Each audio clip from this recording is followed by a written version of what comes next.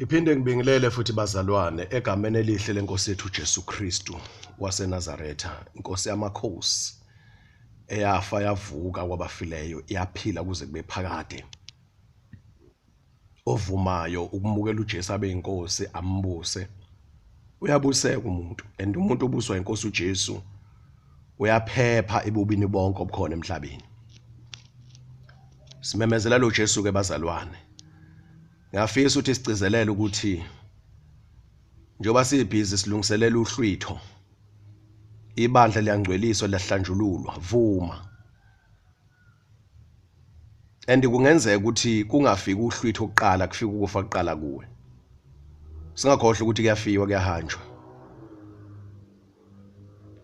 Engakalihlwithi ibandla uJesu bakhona bazozwa lo myalezo badlule emhlabeni. Inkosi engiqalisa ungikhulumisa lo myalezo,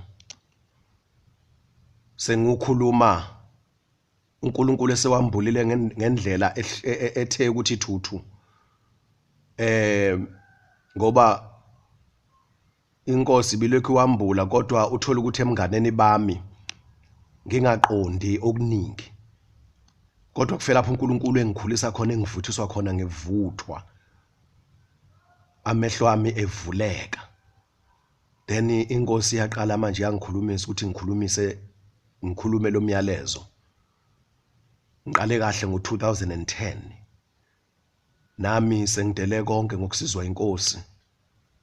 Yangilekelela ukuthi ngiphume kuma systems alelizwe nezinto ebeseyinamathele kimi ngiyithanda, ngingazi ukuthi kuyaphileka ngaphandle kwazo, ngizibuza ukuthi ngiyophila kanjani ngaphandle kokusebenza, ngiyophila kanjani ngaphandle ukuthi ingane zami ngiyise ekoleni, ngoba umuntu wazi ukuthi iyona ndlela yokuphila lena emhlabeni, eyiroutine yokuphila, ukuthi mawuzala ingane nje ufuna ukuhamba esikoleni. And lo moya ukhona bazalwane kakhulu.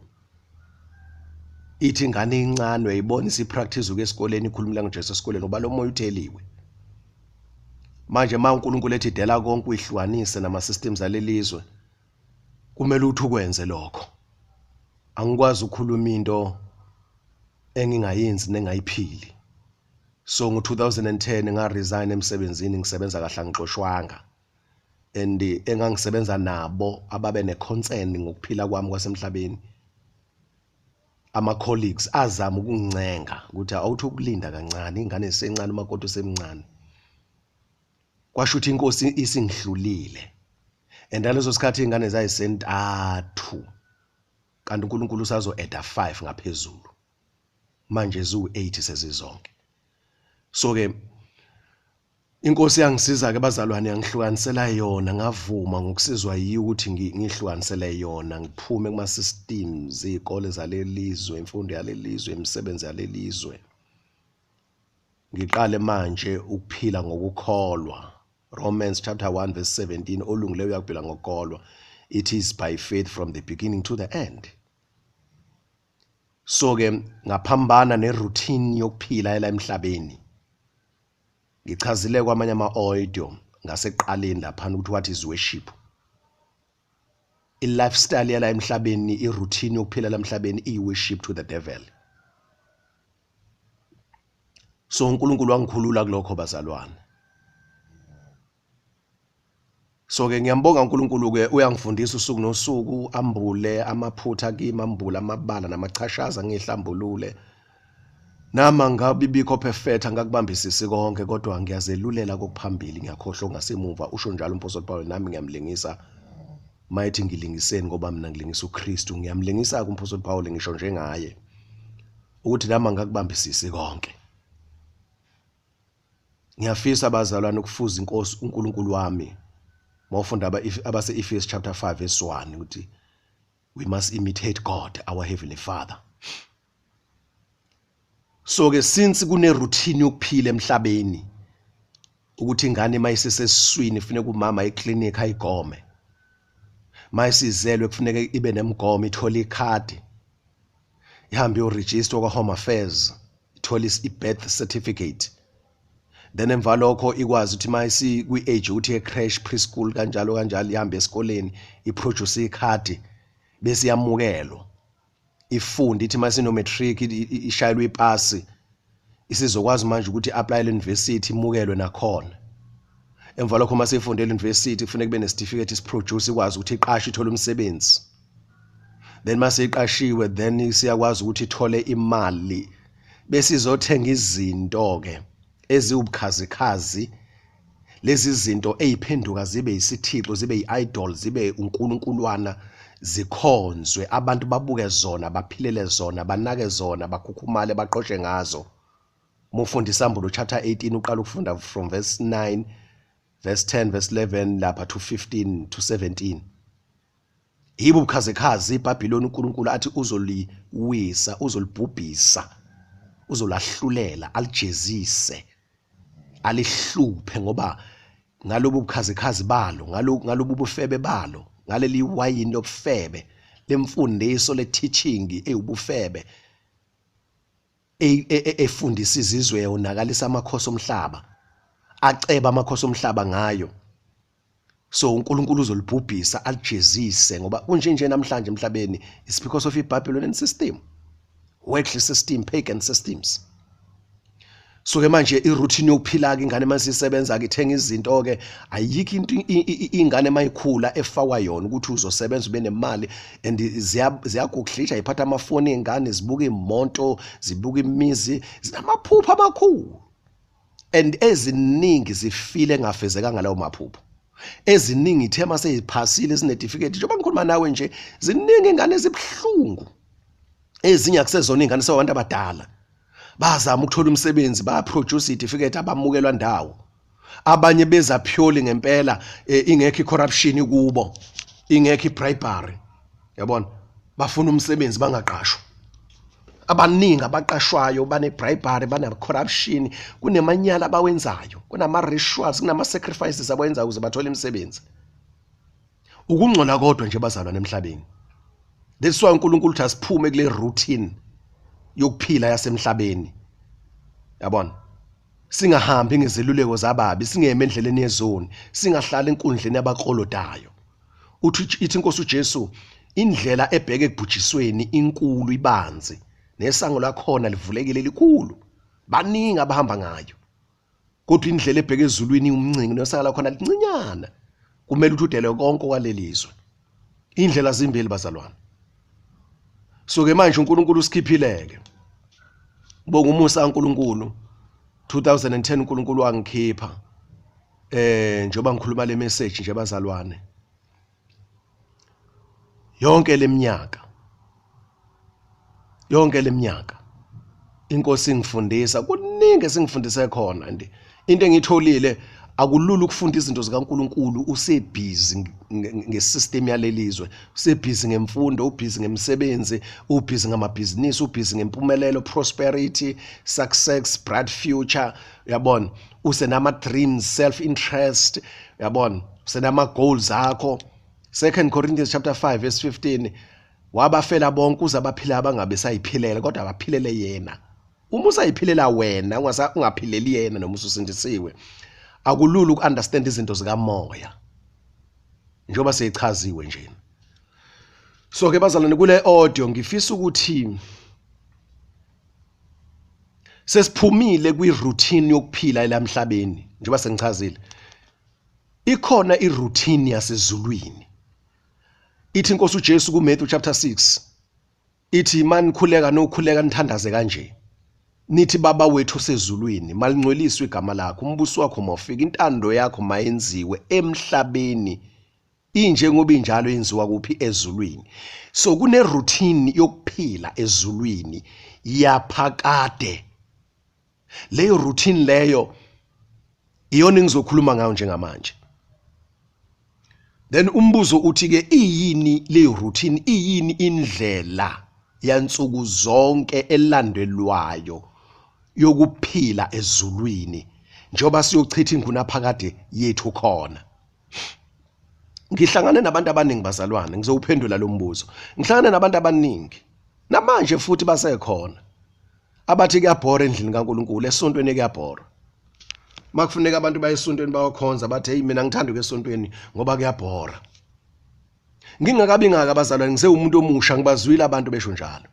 Sengishadile ngisanda kushada ngizwile abantu besho njalo bazalwane. Ngishade ngo2002. Sengishadile ngizwile abantu besho njalo. Namanje ngisabezwa abantu besho njalo. Baningi abadala nabancane. Ngizwile ezinye abanye abantu abathi bayizingceke zikaNkuluNkulu bangabafundisi. Bethi bazalwane ukuze abantu abasha bengasibalekele endlini kaNkuluNkulu asizame ukuthi sishintshe isitayela sokukhonza senze indlela ethile balifaka izwe phansi endlini kaNkuluNkulu.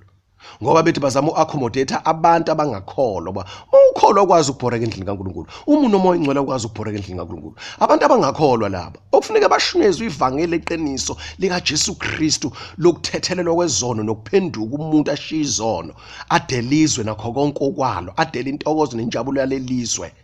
Adele ubuhle balelizwe, adele izikole zalelizwe, adele imfundo yalelizwe, adele imisebenzi yalelizwe, adele amabhizinisi, adele imali yalelizwe, adele impumelelo yalelizwe, akholwe inkosi uJesu gelekeqe. Umoya ingcwele ahlale kulo muntu. Abantu abafuna ukushunyezwa lapha. Hayi lafaka izwe phakathi ebandleni. Akumangazi ke bazalwane, ngoba liyasho iBhayibheli ukuthi khona impumputhe ehola impumputhe. And zombili ziyokhalakethela kuphi? Emkhothini.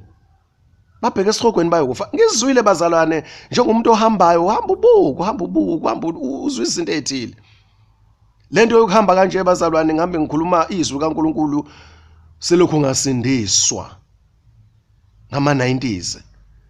uNkulunkulu wangifaka nje kule ministry ukuthi ngithanda ibandla lika Kristu, ngasindiswa ngaba nothando lokuthanda abantwana baNkulunkulu abazalwane. Mina wonke umuntu osindisiwe umfowethu udadewethu egameni lika Jesu.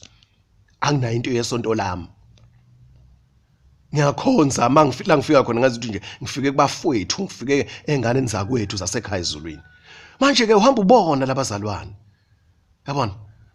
Kukhulunywe kufakwa izwe. Yabona? Kufakwa imidanso yasezweni, kufakwa imiculo yasezweni. Kufakwa indlela yokugqoka yasezweni. Khona impahla zomahosha abazalwane laba abadayisa ngomzimba. Njengoba iSouth Africa manje ithi kulegal isex nesex industry. So kulegal ukudayisa ngomzimba ube prostitute. Yes. Kubuyiswa amazalwane into ekade ifihliwe ekhona eBhayibhelini. Le system yalelizwe vele iwubufebe.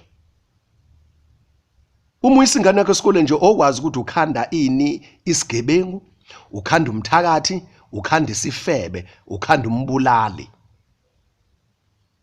Actually ekugcineni kwakho konke ukhanda uSathane omncane. Ukhanda uSathane omncane nje uma uyisingane yakho esikoleni.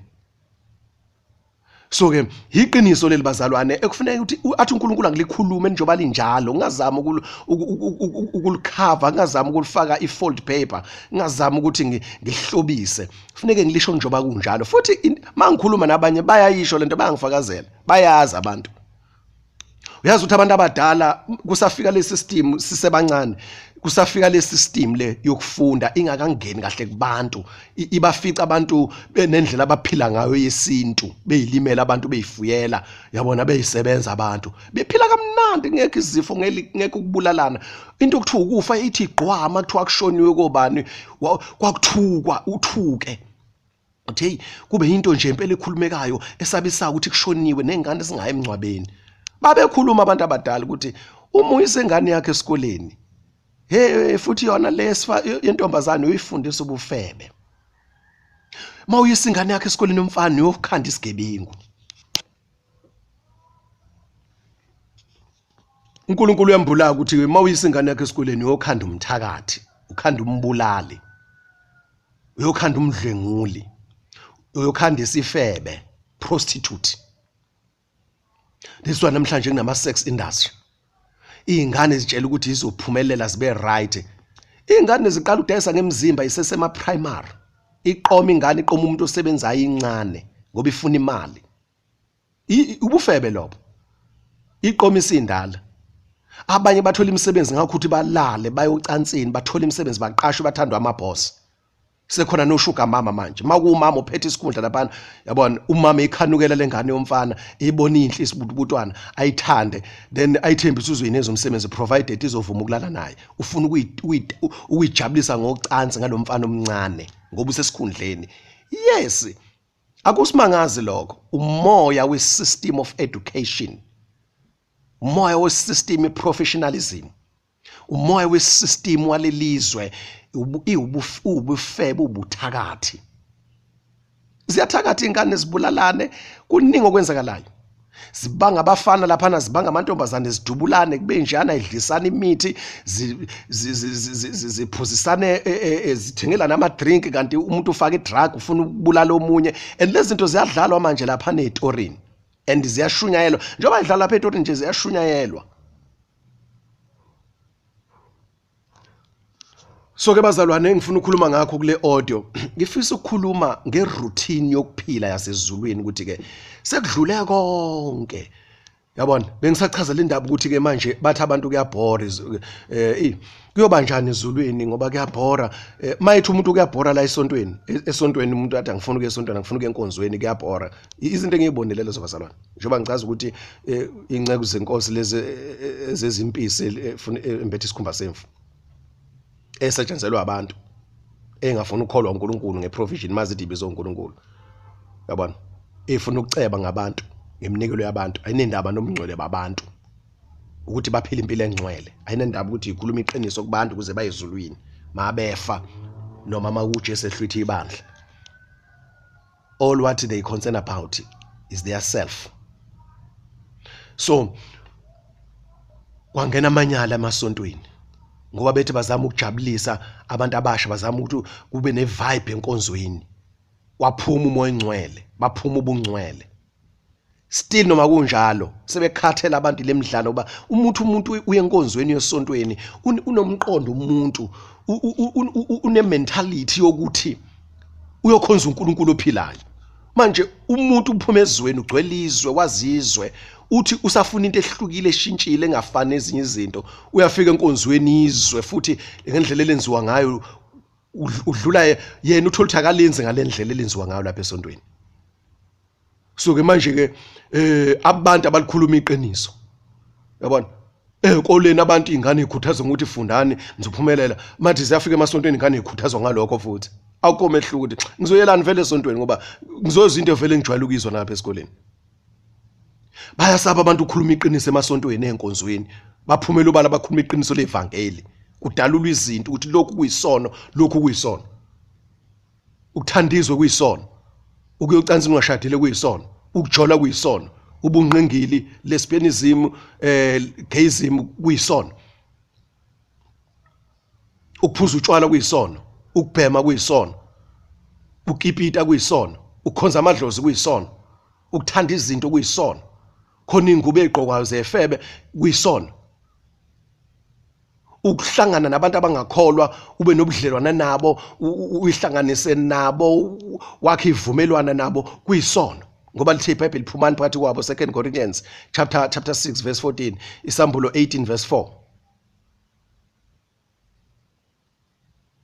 ngithi Isaiah 52 verse 11 maningi amavesi akhuluma ukuthi phumani abantu bamphathi kwabo ningathinti lengcolile lelizwe lingcolile abantu abangamfuna uJesu bangcolile hayi ukuthi sibazonde sifuna sibathande sishumayela uJesu ukubona siphila ubungcwele singahlanganyele ezintweni zabo ekushingene kwabo emsindweni wabo emanyaleni abo singahlanganyeli sikhona kulomhlaba uJesu ushilo kuMatthew 13 wathi kulomhlaba khona imbewu enhle khona embi imbewu enhle abantwana bakaNkulunkulu imbewu embi abantwana bakaSathane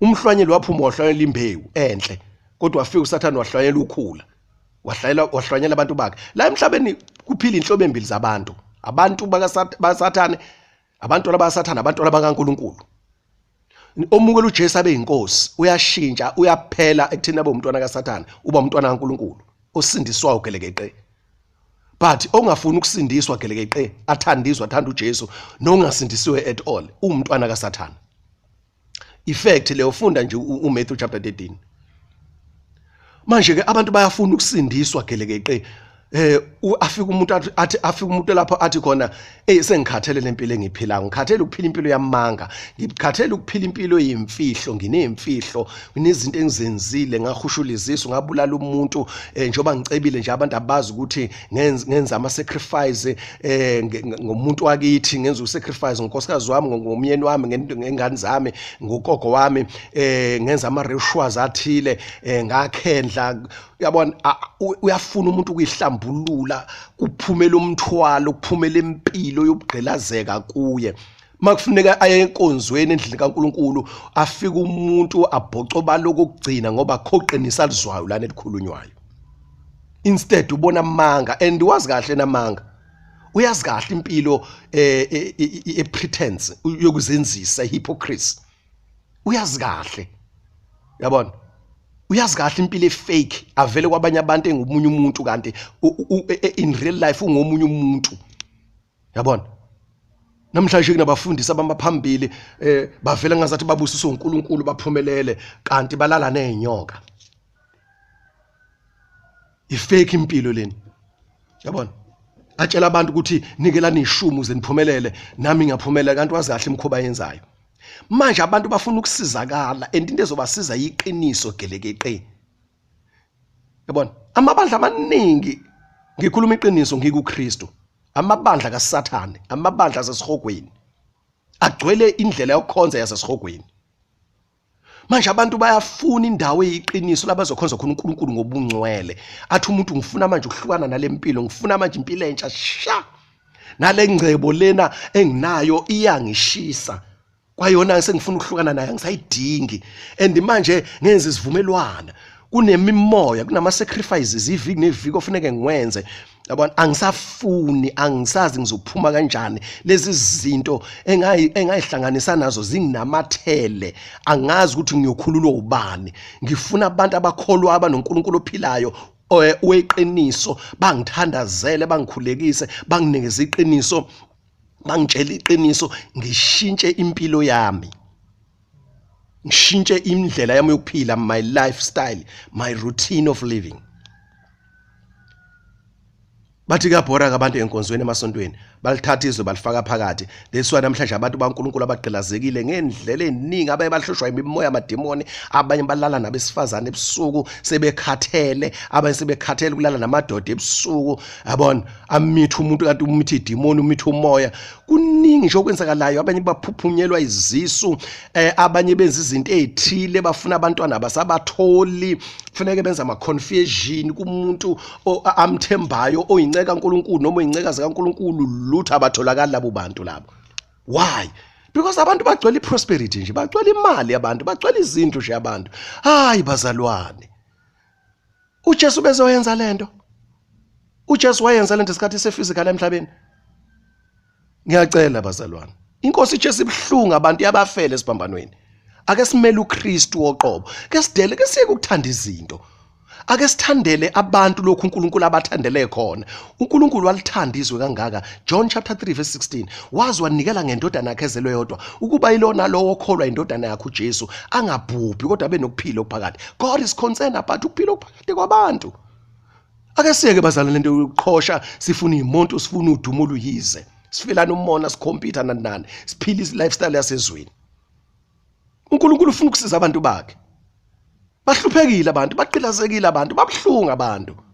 uNkulunkulu ufuna ukubasiza. Yabona nje mangikhuluma nje bazalwane, labantu abasathandizwe bethi bayakholwa basendesiwe, abashumela iprosperity lelizwe, abashumela ukuthi abantu abafunde bengakhuluma iqiniso, batshela abantu iqiniso, bayathukuthela mabezo le message.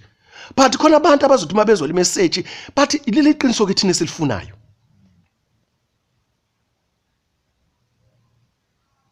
Ngakhishwa kwimedia into 2011 noma 2012, ngakhishwa ephepheni. Mangikhishwa lapha ephepheni,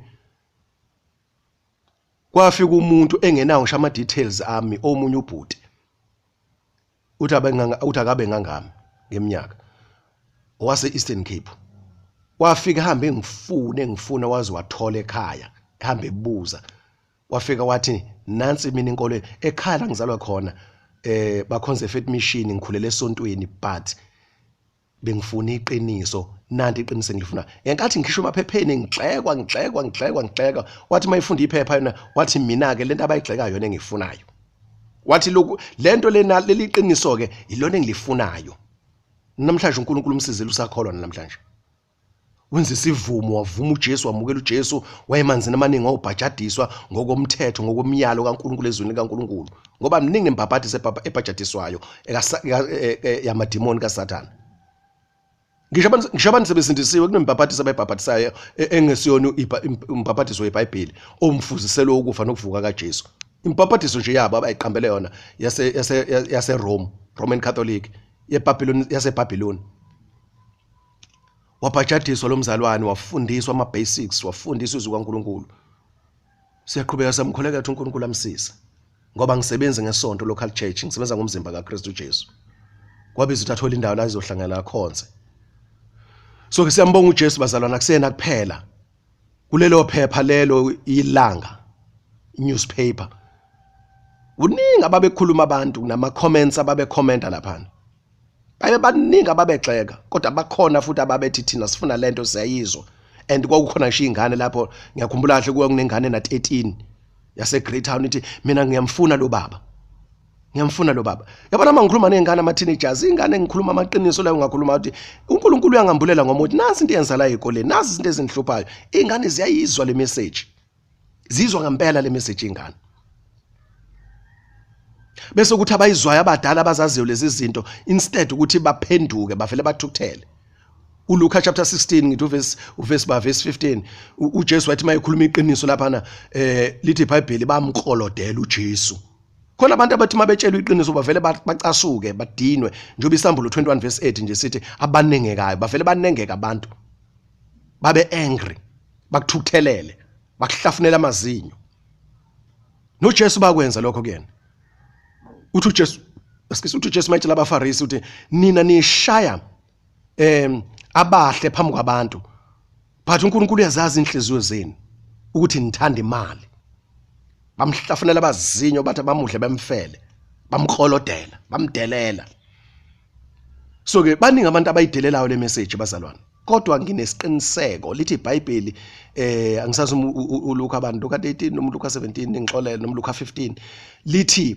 ngesoni esisodwa esiphendukayo ezulwini kuyajaja ingilozi zezulu ziyasuma zibe ngenyawo zijabule makuphenduka umuntu oyedwa so ke oyedwa izwayo le message athi no iqiniso leli mina ngiyalifuna ngiyambonga uNkulunkulu ngalowo muntu lo angibanaki bonke laba abaqolodayo angibanaki but ngiyabathandazela inkosi basize ithuba lokuphendula lisekhona ngoba baqoloda nje uNkulunkulu abatshela iqiniso abazazi nensuku zabesele emhlabeni bephila nalento abayilwelayo ukuthi bafuna ukuphumelela ngayo into zabo bafuna ukuhlona nazo kuzofika ukufa bayishiye iqiniso nje lelo bayalazi nabo and baningi asebebangcwabile kade bephila nabo besebenza nabo befunda nabo abasekho namhlanje emhlabeni nabo futhi khona abantu abababulele khona abantu ababulawelele bona omunye sephumelele avele nje esethenga imoto enhle avela dutshula aphuca imoto afele khona lapho ngale moto yakhe omunye kade ukhipha imali ufuna uyokwakha indlu yakhe ngenxa ukuthi uyakhuluma excited uyaxoxa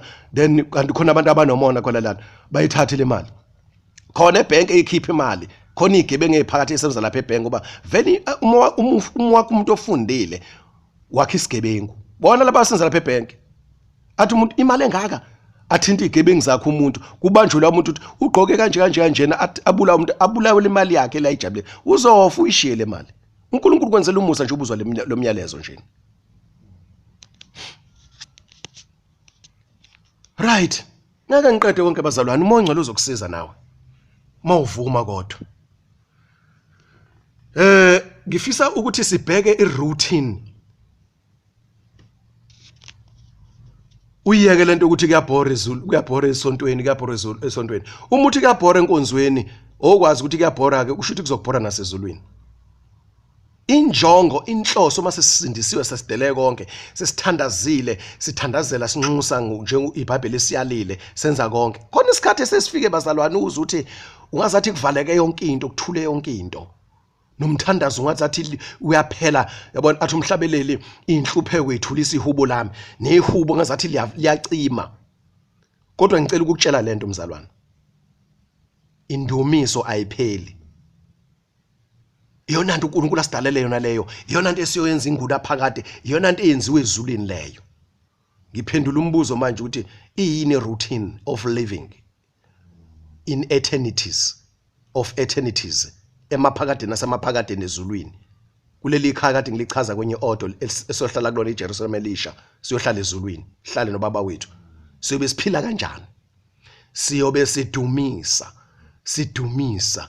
sithi uphakeme, sithi ungcwele, sithi haleluya. Udumo lonke malube kuwe, Nkosi enhle, Nkosi ekhazimula, Nkosi engcwele ngcwele.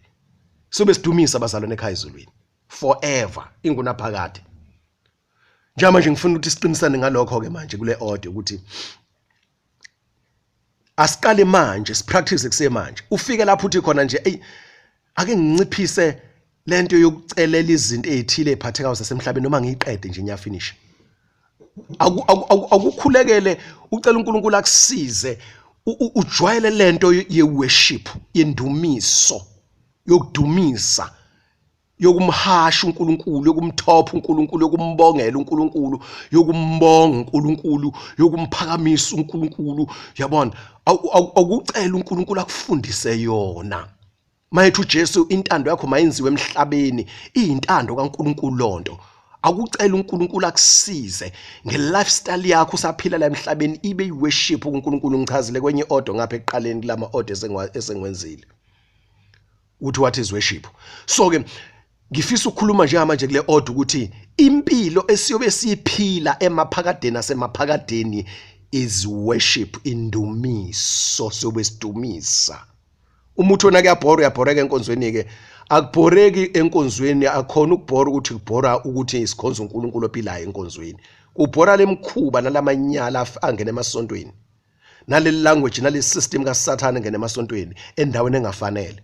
La kufuneka bezikhonza khona uNkulunkulu wethu, sijabule, sibhizi, sigcwelizwe laphana, sigcwele ama celebrations.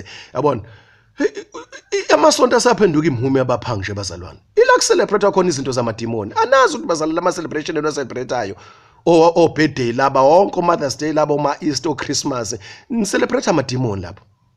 Endlini kaNkulunkulu la kufanele sokhonza khona uNkulunkulu. Abantu bezwe, abantu bezizwe ba celebrate amadimoni lapha ngaphandle. Nathi endlini kaNkulunkulu celebrate amadimoni. Yabona, enye into engikhohliwe ukisho ukuthi uma uyisingane labantu abayisingane zabeyikoleni okwazi ukuthi esikoleni uma uyisingane esikoleni uyoyifundisa ukukhonza iThixo oNkulunkuluwana. That is why sebefundile abazalwane bengenasikhathi noNkulunkulu nomoya engcwele neBhayibheli. Into abayaziyo nje injabulo, intokozo. Lithi iBhayibheli lapha namafundi u2 Timothy ngithi chapter 3 ukuthi ensukwini zokugcina kuyobanzima kakhulu ngendlela exakile ngoba abantu boba ngabathanda intokozo kunokuthanda uNkulunkulu. Abazalwane manje abasindisiwe bathanda intokozo nje, injabulo nje bathanda ukuyijabulisa. Bayikhipha nje, bayaphuma, kuyajatshulwa, kuyacelebrate, ayilokho yana bazalwane. Into yezwe yonke lena ilento ke ebhorayo ke. Umuntu ofuna iqiniso likaNkulunkulu ngempela uzobhoreka emasontweni. Kodwa noma kunjalo ngaphakathi kuwa akukho ukubhoreka uma umqondo uNkulunkulu omkhonzayo, ngisho ungasayi esontweni ngoba kunemanyala nencithakalo nemidlalo eyenziwayo khona. Wena ugcwala indumiso ngaphakathi kuwe. Njoba uma ngothi uzwa le nkulumo le, uzwa le ntshumayelo, uzwa lo myalezo, then usuthatha isinqumo sokudela konke, uhleli lo ndawo ohleli kuyona. Umuntu uyahamba emabandleni ahlukene, lithi iBhayibheli ngawuyeka umkhuba ukuhlangana. Kumnandi ukuhlangana nabazalwane. Kodwa manje kuyinkinga manje ngekho umqondo omunye. Uthi hayi mina bengithi ngihlangana nabazalwane abasindisiwe sikhonza uNkulunkulu ophilayo lana, simkhonza uNkulunkulu, simdumise uNkulunkulu ngobungcwele. Hayi angazathi la khulunywa ilanguage yesizweni, akusikhona lokhu mina engikwaziyo ngokwezwi lukaNkulunkulu. Impilo uJesu asilethele yona, sibambele yona, kusiyona lena. Uthi uyafuna left and right awuyitholi.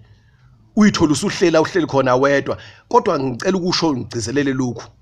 Sengihambile noNkulunkulu iminyaka ngokusizwa umusa kaNkulunkulu.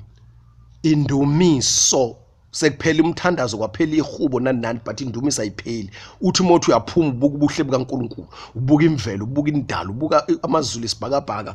Uthi uyacabanga imisebenzi, uthi inkosi ngiyaphila ngiyaphefumula. Uthi uyazibuka wena indlela wakhiwe ngayo, uyamdumisa uNkulunkulu. Into ongamdumisa ngayo, izizathu zokuthi umdumise is all over, is all around you.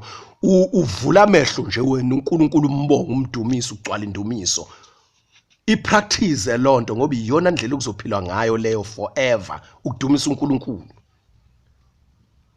Laba abantu abajwayele ukuthi mabe enkonzweni bayela nje kocela Nkosi ngicela ungiphe ukuthi Nkosi ngicela ungiphe ukuthi Nkosi ngicela ungiphe ukuthi bazoba nenkinga mabefika ezulwini ngoba into yokudumisa into yokubonga usho njalo umphostoli Paul kuTimotheo lapha 2 Timothy chapter 3 uthi abantu bayoba ngabangabongiyo ensukwini zokugcina. Kusho bonke laba bantu elithi iBhayibheli ibona abayongenza ukuthi bayoba ngabayithanda abathanda imali nabe nesimo sokumesaba uNkulunkulu kodwa amandla okusaba uNkulunkulu bewaphika. Lithi iBhayibheli abanjalo wobagwema bagweme ubakhweshe ubaqhelele usuke kubo ngoba abantu labo abawuparafini abawupetrol abayizinkuni zasesihogweni baqhelele bagweme ngoba bathanda imali abambonga uNkulunkulu. Ziningi izinto ungenamali ungenalutho kodwa kuningi uNkulunkulu ongambongela khona. For the fact ukuthi uyaphila, for the fact ulala udlile, for the fact ukuthi izulu liyana ilanga liyakhanya izinkanyezi ziyakhanya inyanga iyakhanya, mbonga uNkulunkulu umdumise baba ngiyabonga ubuhle bakho. For the fact ukuthi uyakholwa usindisiwe umntwana kaNkulunkulu, bonga uJesu. Ayingene lento yendumiso kuwe kunciphe lento yokuthandaza yokuletha izicelo. Uyabona uma umdumisa uNkulunkulu uyajabula uNkulunkulu bese ebheka ukuthi iziphi idingo zakho bese kunikeza uNkulunkulu idingo zakho.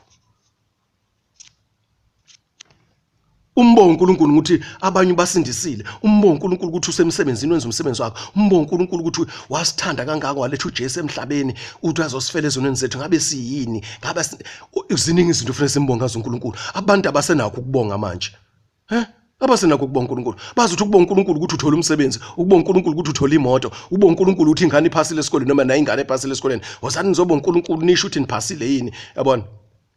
Hoyi basuke bengabonga uNkulunkulu ophilayo uyise wenkosi ethu uJesu, basuke bebongela labo uNkulunkuluwana balezi izinto ngoba izona thixo zabo izona ithombe zabo abayikhonzayo abayibekele zona lezi ticket zabo, le idol yabo lemfundo yabo, lezi ifundo zabo ama subject abo.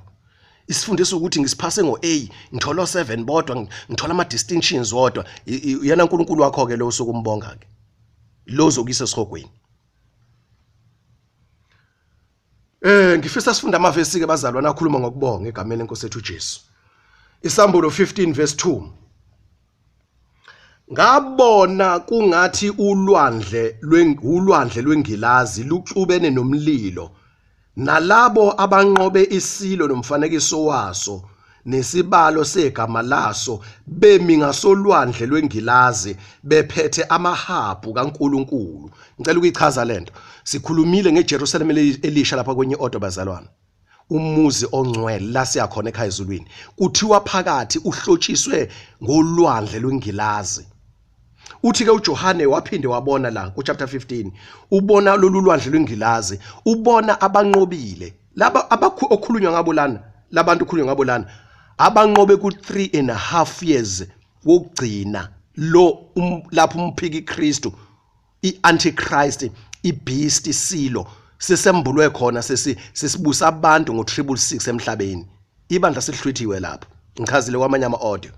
So ke abazonqoba lapho ngikhulumile futhi ngovuko lokuqala bazovuswa. Yabona le ndaba manje ifazele lokho ekufundisile lapha kwi first resurrection ukuthi bazovuswa laba bantu lapha kwisambulo ngithi u20 ukuthi banikezwe ihlalo from verse 1 banikezwe ihlalo ukuthi babuse kanye nenkosi uJesu 1000 years.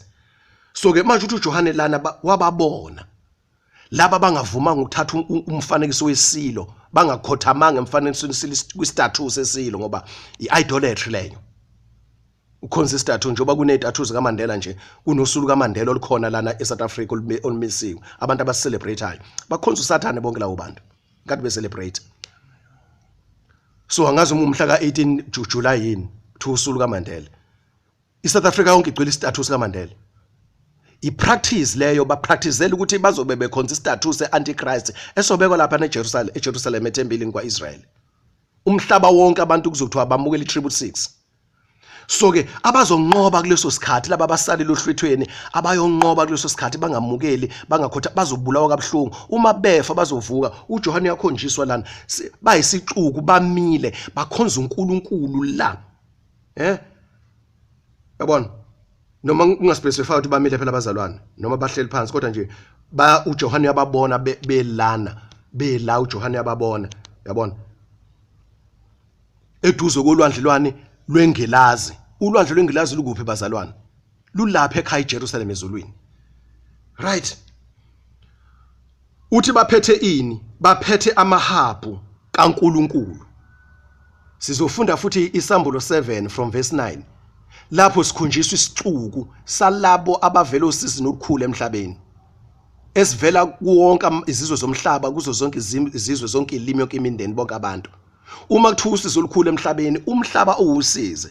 Akulona lolu usizo okukhulunywa ngalo luka 3.5 years okugcina. Oluqondene namaJuda kakhulu okuyoba usizo olukhulu kumaJuda ababe befuna uNkulunkulu ngalesikhathi sokugcina abayosindiswa bakhululwe uJesu Kristu ekubuyeni kwakhe kwesibili. Akusikhona ke lokho. Kodwa lesi sixuku lesi isambulo chapter 7 from verse 9 ilesi sixuku lesi sihlanganisa bonke abantu ababantu abankulunkulu abangcwele abahlushiwe emhlabeni. Ngoba bebephiliswa kabuhlungu usizo olukhulu kube emhlabeni. So ke manje isambulo chapter 15 from verse 3 sithi ke ngiyaqhubeka njalo. Bahlabelela igama lika Mose inceku kaNkulunkulu negama lewundlu bathi yezwa ke sikhuluma ngendumiso manje ukuthi cela uNkulunkulu akusize usudele konke manje awusenalo luthi izinto ne-interest ngazo la emhlabeni ngena manje practice lento yasezulwini usesemhlabeni yendumiso yeworship. Bahlabelela igama lika Mose bathini? Mikhulu iyamangalisa imisebenzi yakho Nkosi uNkulunkulu somandla. Zilungile ziqinisile izindlela zakho wena Nkosi yezizwe. Kubani ongayikukwesaba Nkosi? Adumise igama lakho na? Ngokuba wena wedwa ungcwele, zonke izizwe ziyakuza zikhuleke phambi kwakho, ngokuba izenzo zakho zokulunga sezisobala. Ngokuba izenzo zakho zokulunga sezisobala. Ngikhuluma manje bazalwane ngeroutine yasezulwini. Yabona? Ngeroutine yokuphila ezulwini ukuthi siyobe siphila kanjani ezulwini bazalwane. Siyobe siphila kanjani ezulwini? Siyobe sidumisa laba bazalwane abazobulawa ekuhluphekeni okukhulu ku3.5 years okugcina nje uJesu afike emhlabeni kubhujiswa wonke umhlaba uJesu amese umbuso wa 1000 years. Bazovuswa bayavezwa lana siyohlangana nabo sidumise nabo. Njengamanje ke ngifuna sibuke lesixuku kade ngikhuluma ngaso uchapter 7 esambulo from verse 9. Emveni kwalokho ngabona kwakunesixuku esikhulu esasingena kubalwa muntu sivela ezizweni zonke emindenini kubantu nezilimi simi phambi kwesihlalo sobukhosi. Sinjani bazalwane? Simile standing phambi kwesihlalo sobukhosi naphambi kwewundlu. Nangu uNkulunkulu uhleli esihlalweni sakhe sobukhosi. Nanti iwundlu uhleli esihlalweni salo sobukhosi. Nasi isixuku simile. Simi phambi kaBaba wethu osezulwini. Sembethe izingubo ezimhlophe, siphethe amahlamvu esundu ngezandla. Kanti ngalena kwisambulo 15 kuthiwa babephethe amahabhu. Ngapha kuphethwa amasundu.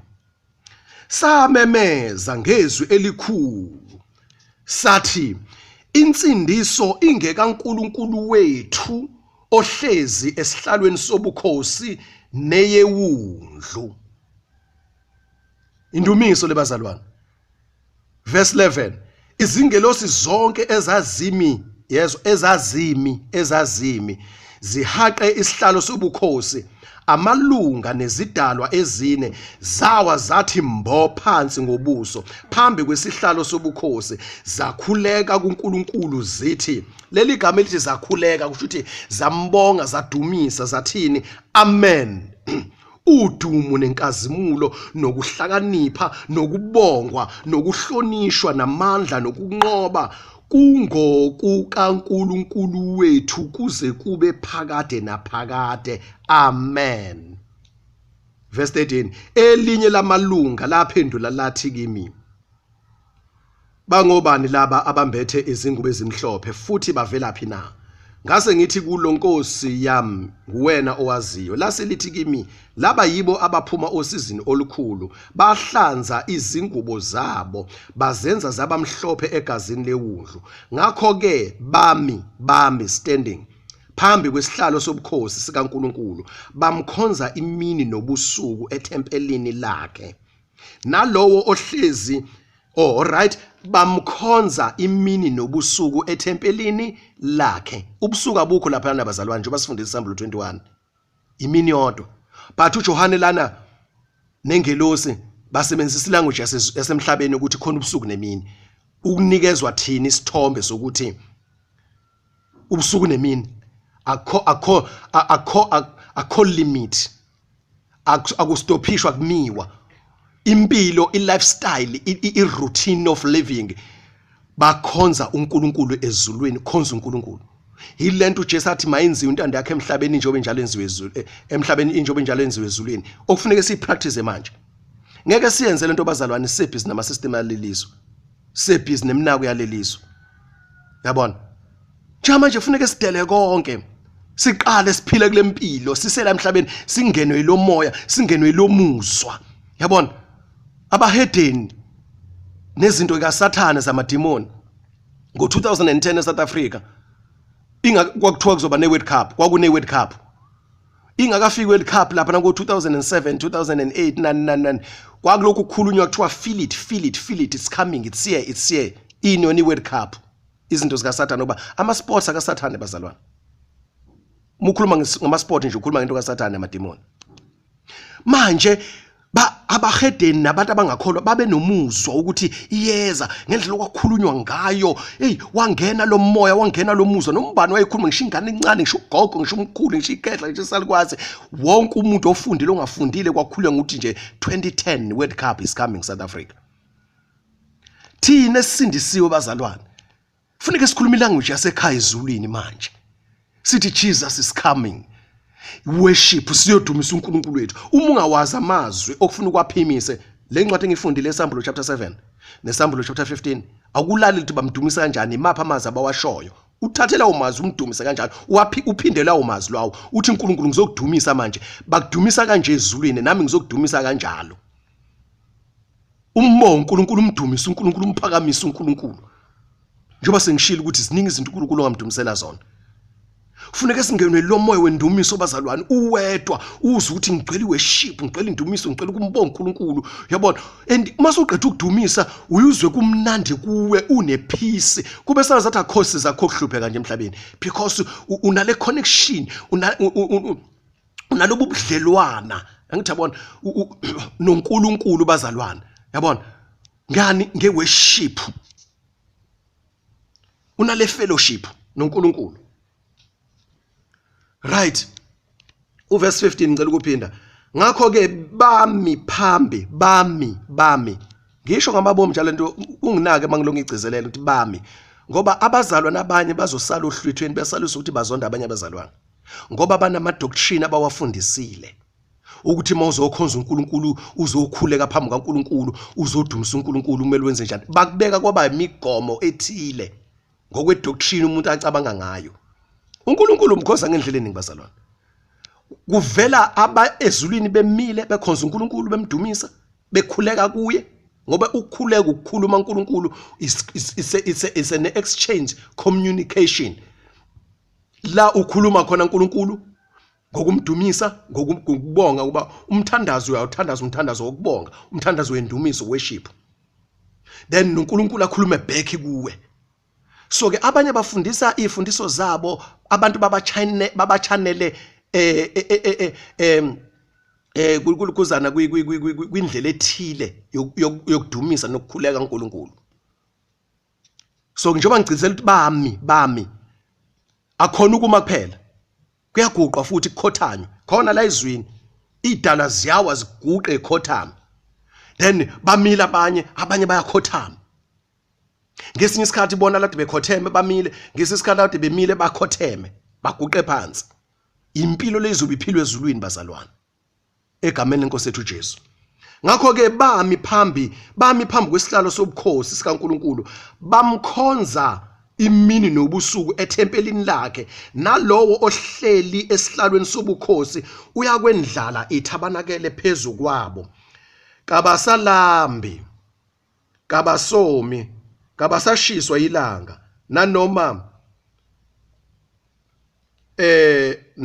ngabe luhlobo luni lokushisa, ngokuba iwundlu elingaphakathi kwesihlalo sobukhosi liyabelusa libaholele emithonjeni yamanzi okuphila, noNkulunkulu uyakwezisula zonke izinyembezi emehlweni abo.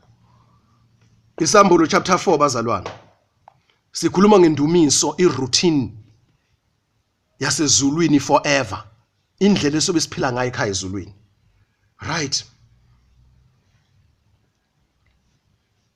Right bazalwane, okay? Ngifisa sibuke isambulo chapter 4. Uzosifunda nje sonke, ngifundisile ngaso bazalwane kwamanye ama-audio, kodwa nje manje ngizocaphuna indaba ye-worship la kuphela. Uverse 8, kwakukhona nezidalwa ezine, yileso naleso kuzo sinamaphiko ayisithupha, nhlangothi zonke nangaphakathi zigcwele amehlo, zingakhawuli imini nobusuku, ukuthi yezwa, zingakhawuli imini nobusuku. Abukho ubusuku ezulwini. Ngifuna ukugcizelela lonto, ungasho ukuthi iBhayibheli liyayiphikisa, ngoba isambulo lapha eJerusalem elisha, isambulo 21, kuveza ukuthi ubusuku abukho, imini yodwa, ukukhanya kaNkuluNkulu, ilanga lisadingeki. So ke lana umphostoli uJohane usebenzisa ilanguage yasemhlabeni ekhuluma nengelosi ukusinikeza isithombe ukuthi then uyadunyiswa ubusuku nani nemini. Uma kudunyiswa ebusuku kusho ukuthi akukho kulala. Uma kudunyiswa ngenkathi kusebusuku la emhlabeni ezulwini kuyakhanya, kuyadunyiswa. Bakuhlelwe enkazimulweni kaNkuluNkulu kuyadunyiswa. Enkathi kusemini lana emhlabeni kuyadunyiswa ezulwini, ngoba sekukhona abantu abasebenza ebusuku emini balale, laba kuthiwa basenza ama night shift.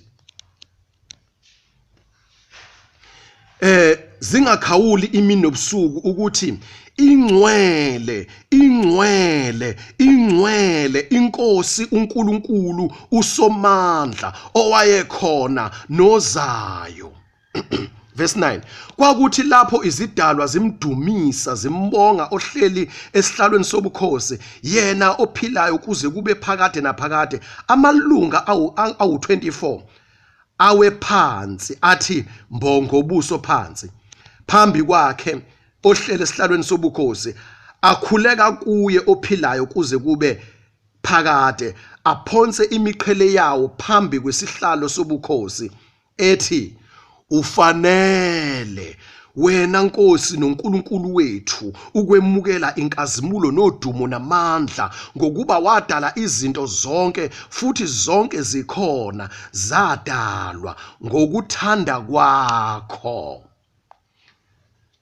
Sithola amalunga lawo 24 enze njani bazalwane? Awambo athi awe ngobuso phansi. Uma uphambi kwenkosi awufundiswa into ezenzekela yona yokuthi uyawa, uwe mbo phansi ukhuleke, ngoba uphambi komuntu omkhulu. Ngakho ke bazalwane, ngenhlonipho labo abafundiswe indlela ethile yokukhuleka nokukhonza nokudumisa uNkulunkulu, ngicela ukusho bazalwane, ngisho ngenhlonipho, ziningi indlela zokuba phambi kwaNkulunkulu umdumisa. Uyakhonza uNkulunkulu umile, ukhuleke kuye, uyakhonza uNkulunkulu wephansi, uthembo phansi. Kuyenzeka lokho kukhona ezulwini. Isambulo 7 sibonile bamile. Then lani isambulo 4 idalwa ezini ezu-24 zithi mbo phansi. So ke manje ngiyacela bazalwane ukuthi singagcine sehlukana, siba divided. Lokho kuyimisebenzi yenyama, ngoba baseGalatia chapter 5 from verse 19, imisebenzi yenyama, ukwahlukana, i-division, ukuzondana, ungathandana, ukuhlebana. Lithi bonke abenze unjena, uverse 20, abayokulidla ifa lombuso kaNkulunkulu. So ke ngiyacela bazalwane ukuthi singahlukani ngenxa lezo zinto. Owaphansi mmukele, okhuleke emile mmukele, okhuleke ehleli mmukele, okhulekelele ngesisiphansi mmukele. Lezi indlela zonke zikhona eBhayibhelini. Mawusulifunde kahle iBhayibheli uMoya oNgcwele wakusiza. Zikhona abazalwane. Bayavela abanye bekhuleka belele ngesisu. Bayavela abanye bekhuleka behleli. Bayavela abanye bekhuleka bemile. Bayavela abanye bekhuleka beguqile. Bayavela abanye bekhuleka behamba, walking. Yabona? So ke labo abathole ukuthi bafundiswe ukugcizelela ukuthi kukhuleka ngendlela ethile eyodwa, kwamiswa yona kwaqama yona. Uma bezwa lo myalezo, ngicela bazi ukuthi ziningi indlela. Abobamukela abakhuleka ngendlela bona abangakhuleki ngayo. Izitho zomzimba kaKristu zifana nezitho zomzimba womuntu. Unyawo lunendlela olwenza ngayo, isandla sinendlela esenza ngayo, ikhanda linendlela elenza ngayo. So isitho nesitho sinendlela esenza ngayo. So ke simukelane bazalwane ngendlela wena oholeleka ngayo, ukukhuleka, ukukhonza, ukudumisa uNkulunkulu ngendlela ngaleso sikhathi oholeleka ngayo. Ungaphoqeleli ukuthi bonke abantu benze indlela ethile. Futhi ungagcini ungamukeli ngoba mawungamukela abazalwane ekhaya ezulwini bazalwane simunye, siyathandana. Ngicela sipractice lento yokuthandana manje, simukelane sibe emqondo omunye. Sazi ukuthi siyizitho zomzimba kaKristu Jesu. Lo uyisitho esikanje, lo uyisitho esikanje. Maya uNkulunkulu uya ngalendlela, maya uNkulunkulu uya ngalendlela. Inkosi ayisize kulolu hlangothi bazalwane egameni kaJesu. Sesivala bazalwane kule audio sikhuluma ngani ngendumiso. Sizofunda leli verse esesalifunda kwenye audio. AmaHebrew chapter 13 verse 15. Sengiyavala lento yendumiso bazalwane egameni kaJesu. Ngigcizelela ukuthi masudele konke usuhlina nakho konke. Ziningi izinto okudlula kuzona usudele konke uyalwiswa kulomhlaba. Kodwa ngicela ukuthi ngaphatha enhlizweni yakho ucele uNkulunkulu ukuthi akusize ukugcwala indumiso. Zama ukuthi uyipractice lento kube impilo yakho, kube lifestyle yakho. Umdumise uNkulunkulu ulela, umdumise uNkulunkulu uhlele, umdumise uNkulunkulu usendlini encane, umdumise uNkulunkulu usebathroom, umdumise uNkulunkulu usendleleni, useteksini, usemotweni, umdumise uNkulunkulu usemasimini, umdumise uNkulunkulu udla, umdumise uNkulunkulu ulala uvuka, umdumise uNkulunkulu anywhere, everywhere, anytime.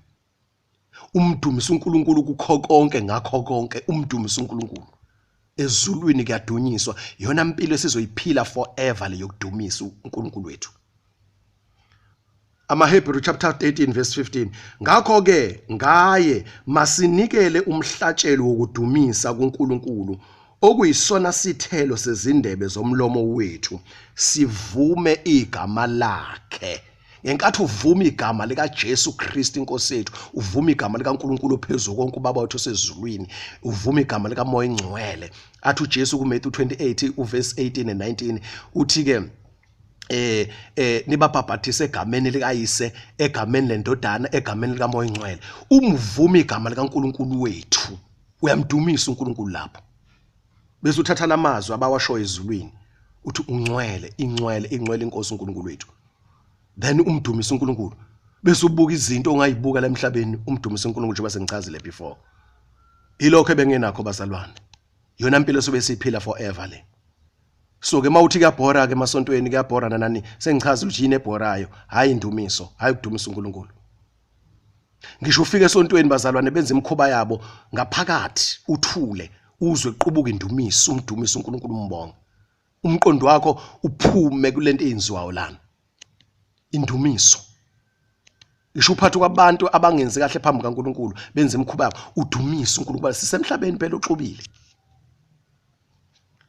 Siyabonga kakhulu ke bazalwane, inkosi yomusa sibusise egameni lenkosi yethu Jesu Kristu.